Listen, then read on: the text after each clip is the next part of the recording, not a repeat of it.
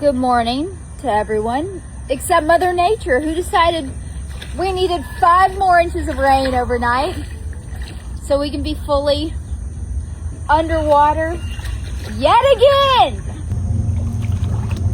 I just don't understand how this is normal to happen so many times in such a short amount of time.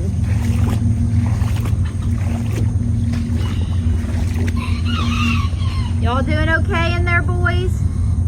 Good thing I pulled all their feed, their water down last night for everything to be underwater.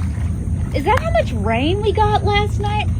Holy crap, this bucket was empty yesterday. God. It just won't stop. Might as well just make this a freaking lake at this point.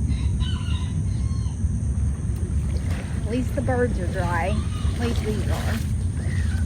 I'm sorry, guys. It's not my fault. Yeah, they're very nicely spaced out on the roofs, though. Except there's this guy who does not want to sleep in the coop.